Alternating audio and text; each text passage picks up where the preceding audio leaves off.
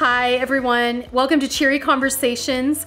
We are in our home edition, which has been awesome because I can have people like Heaven Daniels join me from Michigan and we can talk even remotely and you get to hear from her. So Heaven is not only the wife of Mike Daniels, which I'm sure you know him, but also the mama of lots of little kids. And Heaven and Mike have been a part of Life Church. They've been a part of our life. And actually, Sean now is the Packer chaplain, yet he didn't get to be there when Mike was. That stunk. It was like, now Mike's gone, now I get to be there. So, but they have been such a key to helping other couples in the NFL and being a light for Jesus, for getting out and doing something for others. Like, they've been an example. So because they're an example, and Heaven, I want to have Heaven tell you also what else she does, because she's totally an influencer. She is helping lead people and also inspire them really at every turn, with every post, just with who she is as a human. So Heaven, tell us about your passions outside of being an amazing wife and mama. Well, hi guys. Like Sonny said, this is Sonny and Pastor Sean are our dear friends, and so I'm excited to be here.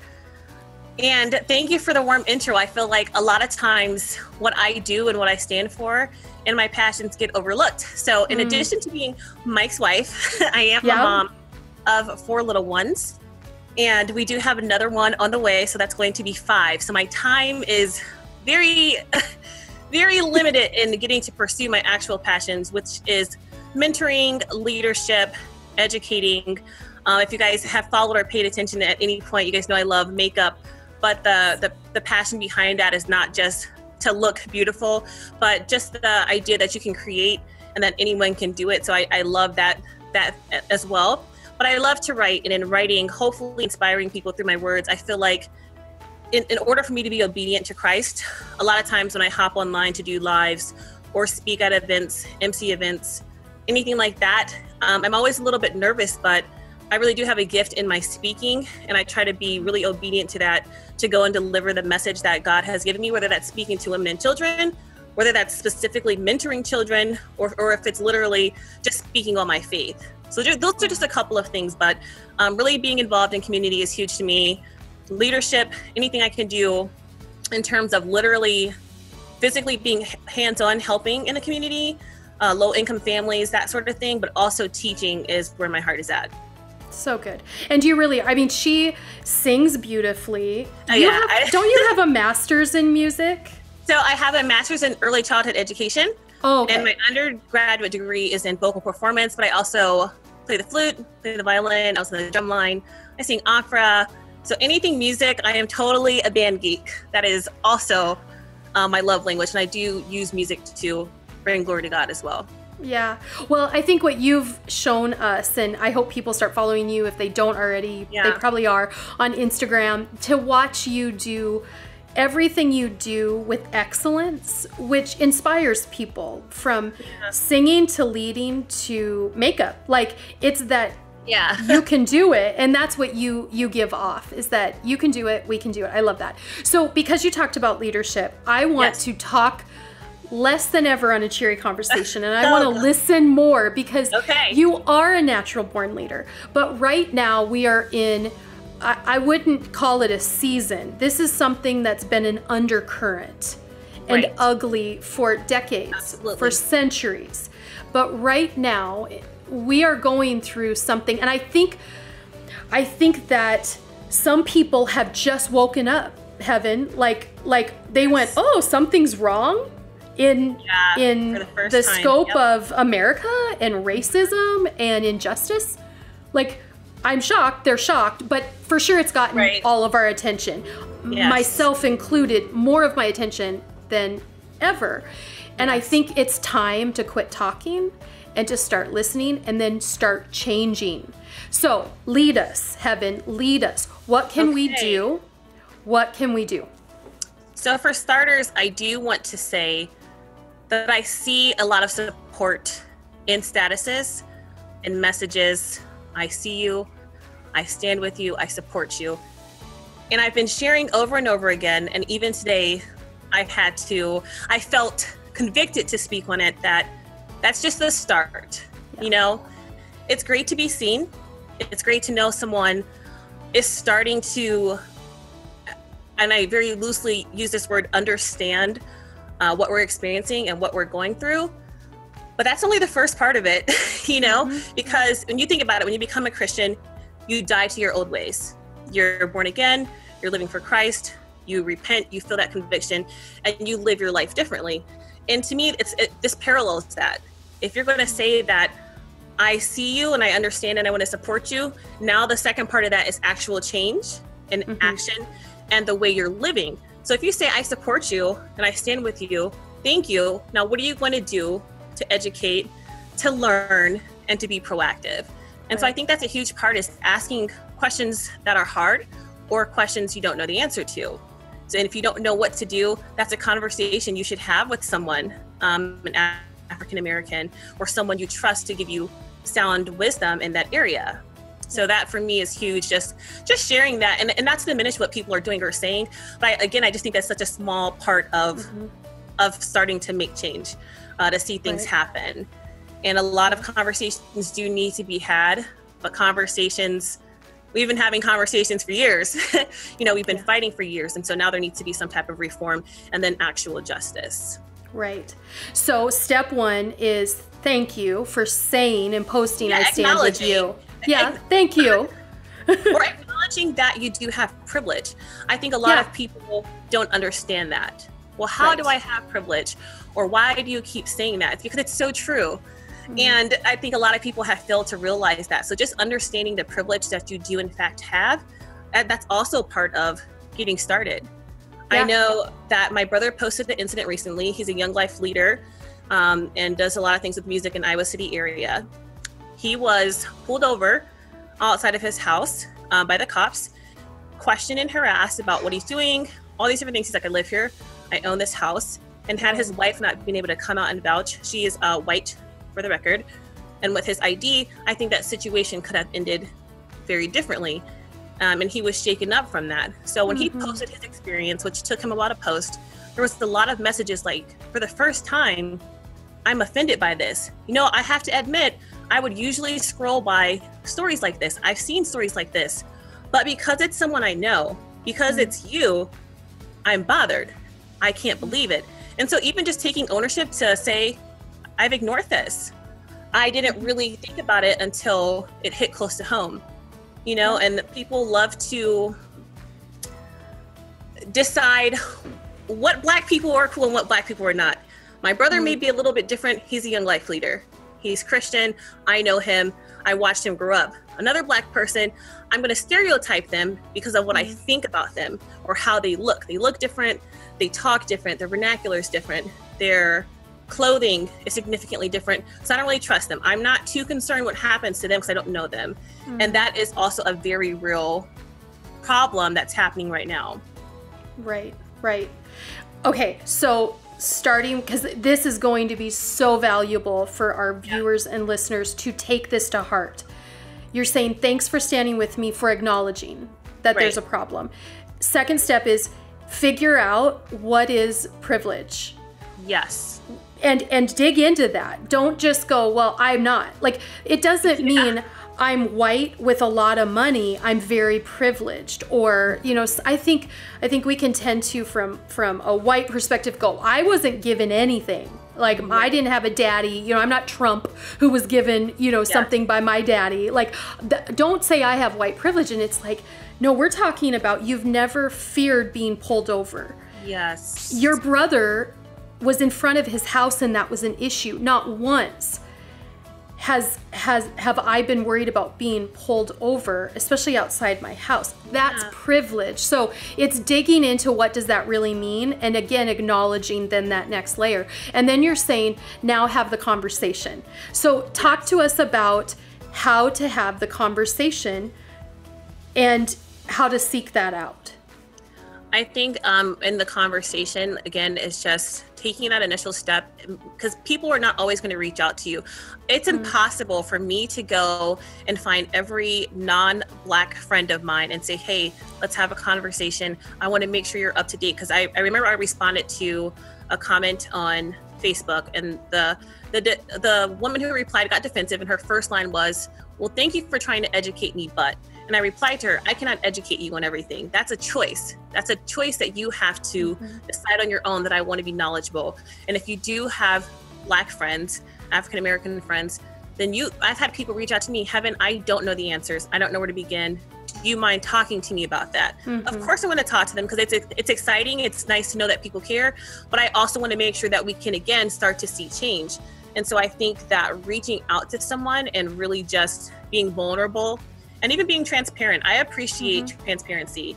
I try to be as transparent about everything in general. My past, now I'm Christian, I used to be a party girl, all those type of things, but it's nice to be able to really relate to someone beyond surface level, so you can see how sincere they are, how genuine they are, and then where they're coming from and just how they're trying to move forward. And so even saying I wasn't always the best person to Black people. I've used inappropriate language. I've used the N-word in songs, and I'm not proud of that. How can I help? And that conversation is going to happen organically, because people do want people to come and meet them where they're at, to really stand with them. And that's what I was explaining to one of my friends. She's a sheriff in West Virginia, and she had a status that I thought was a little dicey in terms of racism. And I was telling her, while I respect and support what you do, anyone, and not just people of color, not just Black people, anyone who is hurting or angry wants someone to just be there, right? To talk to understand, to listen. And I don't think that's asking too much, to just really show someone, I am genuinely concerned about what you're saying, and I want to talk to you about it so that we can, tell me how to make this better, or what I can do to help. Well, and don't you think it's important that we don't just have the conversation this week and next week, when this is all the posting and the popular fad? Yeah. I want to be clear. I texted you 3 or 4 weeks ago and said, Heaven, when are you in town next? Yes, let's do a cheery conversation, because I thought we'd be in person. We could probably talk about makeup and your cuteness and all that. And so it was let's just talk. So we didn't get to do it right then. You weren't coming into town yet. And then I reached out to you during this point. But here's the thing. Having the conversation doesn't end this week, right? Yes. This is having an ongoing conversation, because I know you, Heaven, and when I know you, then when something bad happens to you, like you said, that's not okay with me, because I know you. So that's why it's important. We know people that don't act, believe, look, talk like us. So when something happens, it's an injustice to us. It's not just, I don't know them. That was a great point that you made. So a conversation, an ongoing conversation, and to have the uncomfortable conversations. Now, this might only make me uncomfortable, but I think this is important for people to see us talk about this, or let me be the guinea pig here. You have interchangeably used Black and African American so far in this conversation. I am sitting here thinking, I'm gonna let Heaven make the first move on that whatever word she wants to use, and then I will use her verbiage, and then you used both. So I went from, okay, African American's what I'm going to use, and then you said Black. So talk to our viewers and listeners about that, because I think sometimes people are and they don't. Yeah, they don't know. Latina, do I call, what do I? Yeah. So talk to us about that. I think that's always a touchy issue. I did use, I don't know if you heard it, but a few minutes ago I said person of color. I am not a huge fan of that terminology, but I think people feel comfortable to say that. But if you think back, just not that long ago, it was colored folks and white folks. This is a colored water fountain. This is for white people. And so to me, colored, granted, I am a person of color. I'm a minority. I'm Black, I'm African American. It was used in a hurtful way. So I personally am not a fan of colored. Don't read, agree. That colored girl or colored folk. That's, to me, is unacceptable. It's inappropriate. I identify as Black normally, because I want to be really, what's the word? I don't know, bold in that. I am confident in this, right? This is who I am. This is who God created me to be. I think African American is socially acceptable all around, as well as Black. But Black to me is just really powerful. Okay. beautiful. I think it's, you know, it's strength, it's determination. And when you think about the color black, it's rich, you know, and then there's so many variances of that. And if you know anything about history, you know that melanin, you know, the specific term for color, started, if you're closer to the I'm drawing a blank, the equator. Yes, you were going to have more sun. You were going to be more melanated. And then, like I said, it just varies over time. So I just think black is where it all started. You know, you think about the earth, it was dark, God brought light. And so for me, I just really want to be proud of who I am. I'm a black woman with a black husband, black children, black family.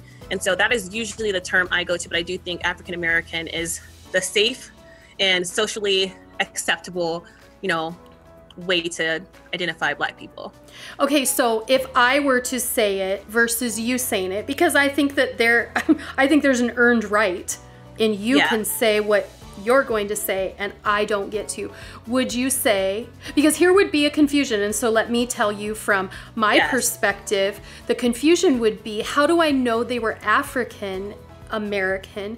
What if they never were from Africa, they were from, you know, Jamaica or whatever. So I think there's also been that confusion, and then when people are confused, they go silent or they're dumb or they claim ignorance, which is not okay. So how would you unpack that for me to say African American over black? I think it's okay to ask people how do you want to be identified? Because there are people who are not, like you said, they prefer not to be, I'm Jamaican, this is who I am. Right. And some people are very strong in that as well. And so if you don't know what to say, then ask. I think that's the best thing you can do to be safe. And rewinding really quick and talking about black people, the N-word, you guys know that's a very hateful, hurtful, racial slur, but a lot of people have felt okay to say it in songs or in conversation. When you get close to people, well, they say it and they're not really making a big deal.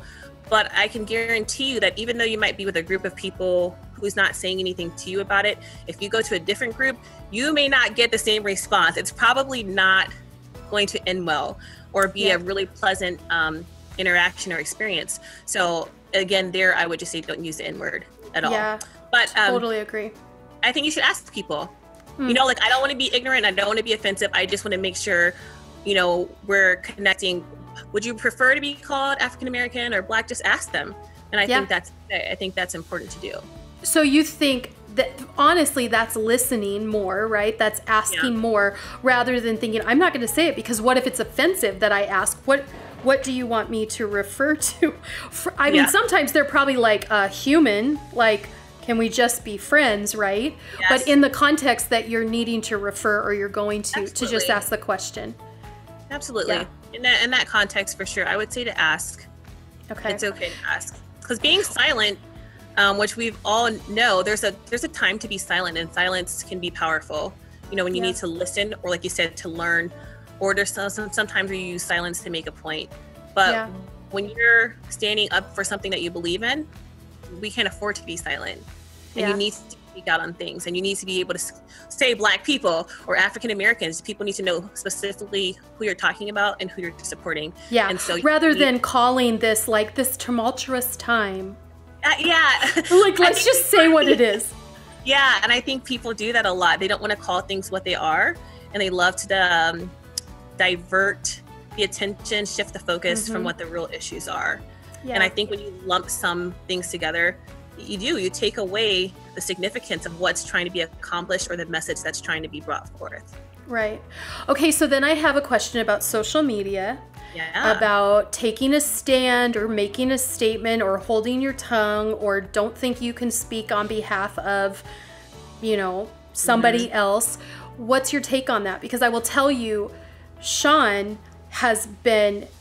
he said to our staff today, he said, I've been grieving, mourning, and feel like for the first time I can remember in my leadership and in my life, I don't know what to do. Right. And like to hear a leader say, I don't know what to do. I mean, because there's lots of things that we could do, we want to do, but it's, okay, what is the first or the next step?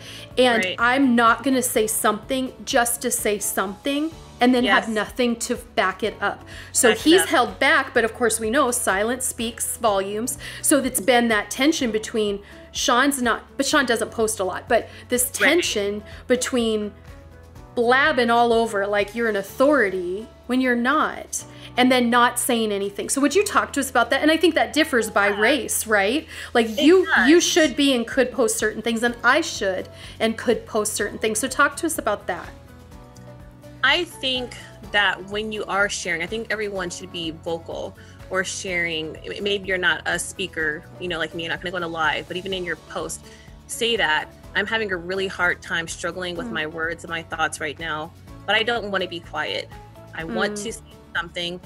I've been trying to figure it out. I am grieving. I am mourning.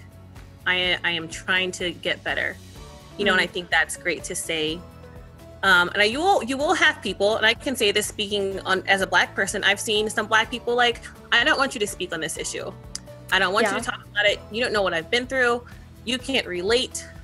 And, you know, and that continues. My personal opinion, and I would say a lot of people have this view as well, I'd rather see you standing by my side, because if it was someone else, I'm going to come to their defense. I'm going to speak to their good nature. I'm going to shed the positive light, you know, there. But I'm also willing to have those hard conversations. I'm okay being judged or disliked or not the favorite person, not the people's choice, by standing up for something that I believe in, or my friends or my family, you know, despite what their race is. So I think not saying anything to me is more hurtful. It does less good, in my opinion, and we lose support. I think just like when people want to come to church, I don't feel like I can come to church because people are going to judge me. They're going to condemn me, you know, and then they don't come. And then those people are hurting and they're grieving and they need Jesus and they need Jesus. Well, but we're not there for them. And I just think that using your voice is very powerful. And maybe it's just a simple post. You don't have to get on there all day and, you know, do the most, like you said, just rambling for the point of rambling. Really be intentional about what you're going to say. And if you don't know what to say that. I'm struggling right now, but I wanted to make sure that I took this opportunity to let you know that I'm here. I'm trying. Let me know, you know, just something. Something. Yeah. And I think that's really important too. But there's so much out there, information on the things that are happening and how you can educate yourself. And so if maybe you want to make a specific point and you're struggling for words, go and do some research, because someone's words may echo what you're feeling. Yeah, and you may that's good. Take that and either say this quote by Martin Luther King or Sonny, Hennessy, or whoever really inspired me and really spoke to me. And I wanted to echo these sentiments. I didn't know how to get these words out, but this parallels what I'm feeling. And then maybe expand and expound on what, you know, you may have to add to that. Yeah, that's so good. That's so good. Because again, you notice I'm going to keep doing this where I go, because from my perspective, I could think, who do I think I am? Well, and you said you've seen some people post like, how dare you think you understand? And I think that for me, I have to be very clear. I don't fully understand. That's the problem. I don't, and I won't get it to the level that it should be gotten. So go ahead and be transparent, right? Be transparent, because if you say, for example, you're really trying to start understanding your privilege and you're trying to start understanding where people are coming from, initially you may not get it. I've read numerous posts, seen numerous videos of people, even with Colin Kaepernick, for example. You guys know he took a knee. Yeah. He lost his job. He hasn't been playing football ever since. There are people who are like, Colin, when you first did that, I was angry. I didn't support you. I wasn't standing with you. But like now, as I continuously see what you were talking about, Black people being murdered, social injustice, discrimination, all this racism, I understand what you meant. You were peaceful. He was totally peaceful. Totally whole peaceful. Different. And you were sending a message, and I didn't want to accept it. But as I continue to see these things happening, and sometimes people realize over time, I've even seen officers like, I just quit my job. I just put my gear down. I left the riot. I'm not going back to work tomorrow, because too many times I have seen this repeated. I didn't understand it, but now that I keep seeing it in firsthand, and once you see the response, like, I'm not saying that looting is the most amazing thing ever, but it didn't happen out of thin air. People didn't just riot for no reason. People are trying to get hurt. Like Martin Luther King said, he said the riots are the voices of the people who are unheard, people who are trying to get through. And it's like, when I'm here, when I'm praying, when I'm kumbaya, when I'm saying come together, this is how we're still treated. And so, again, not trying to justify wrong for wrong, violence for violence, but people are reacting out of hurt and anger and fear, resentment. And this is a buildup. This is not just the recent murder of George Floyd. This is a buildup. This is a buildup. Yeah. This is a huge buildup from slavery and beyond. And I would dare say, I don't know a single African-American Black person who hasn't experienced some sort of racism in their lifetime. And not to say that other people haven't, but like you said, there are certain things that you may not think about. I'm driving down the street, cop cars behind me, no big deal. Me, on the other hand, and I'm with my husband or my brothers, it's a little bit different because I've seen firsthand what being Black and how you're treated looks like. I've been mistreated by school teachers for being Black. And it's also kind of funny because, Sonny, I've always been the token Black girl, so to speak. I have been one of the only African-American students in many classes, many schools. Me and my siblings, a couple of the Black people there. And so people know us. Oh, they're okay. They're good Black people. I know them. I know their mom. The token Black people. You know? And I hate being put into that category because Black is Black is Black is Black. You can't say this Black person is okay and this Black person isn't. Either love everyone or you don't love us at all. Right. I want to keep this conversation going, but we need to take a break. I want to talk about that, what you just said, being the token Black girl, because that is legit in workplaces, in schools. We need to talk about that. So we'll be right back with more from heaven. Are you feeling discouraged? Do you need the emotional chaos to stop? Are you experiencing negative dialogue in your mind and in your life? Do you feel like you've tried everything and aren't seeing results? Journey to Wholeness can help. We believe that anyone can find wholeness in Jesus. Journey to Wholeness is a 12-week program designed to equip you to face life's challenges by providing practical tools and biblical truth to help you spiritually, emotionally, and relationally as you walk out your Jesus journey. Course content is presented in a group setting and includes pastoral and professional video-based teachings, in-class applications, and group discussion so that you can gain the tools and strength you need to live a life of wholeness no matter what comes your way. Groups are facilitated by people just like you and will help you apply the content to your personal journeys. Groups meet weekly and sessions are 90 minutes. Childcare is provided during select evenings. Become one of the hundreds who have found Jesus-centered wholeness through this proven course. Now is the perfect time to start your journey to confidence, strength, and peace in your life. Sign up for Journey to Wholeness today. We're back with Heaven Daniels, and I am so grateful to have a friend who will speak openly and honest and transparent. I mean, all of those words, all of that heart that Heaven has to not only see change, but to help us see how we can be a part of change. And we just got done talking about in the last segment, and we didn't finish. I wanted to keep talking about this. Heaven, you said that you were that token Black girl. Will you explain? I mean, I think we all know what the token, but I want you to unpack that. Girl, the token Black place. So growing up, I have always been one of the only Black people in my classrooms, only Black people in a group of friends, one of a few handful of Black people on the sports teams, all the way from for as long as I can remember, elementary school all the way to college. Even in college, most of the Black people who were at my school were there for sports, right? I was one of two Black music majors, and I was full-time, and my friend Max was part-time. I was the only Black person in, like, you know, choir and drumline and things like that. And so you become that kind of Black girl who fits in. She's approachable. Because you've taken the time to get to know me, you've been around me, you've spent time with me. And then I've also been, well, you don't really talk Black. You know, I'm like, what does that really mean? I speak how my voice, you know, is from birth, and this is how I talk. It's not talking Black, it's not talking white. If anything, it's educated. I speak educated because I'm educated, and that's how I grew up talking. But again, people will point these things out to me. Or you're really pretty for a Black girl. I've been told I was never attracted to a Black girl until I met you. I've only thought celebrities, this is in West Virginia, I only thought celebrities like Beyonce and them are pretty, but like, man, you're pretty. They're taken back because a lot of them haven't even had real life interactions with Black people. So when you finally meet a Black person and you have all these, you know, thoughts and things that you were taught. You just let them out. Yeah, and I'm like, that's not true. Those things are not appropriate to say either, but here we are saying it, and I'm going to address it because you said it to me. Mm-hmm. Yeah. So talk to us, because in the workplace, at schools, and you grew up in Iowa, didn't you? I grew up in Iowa, moved from California, and then grew up in Iowa City, Iowa. Yeah. And Iowa City is pretty small, and there's not a ton of diversity there. There's more over the years, and that could be, there's a lot of Indians and different things like that, but it is still up and coming in terms of diversity. Right. So me and my family everyone knew us. They know, I have 4 brothers and a sister.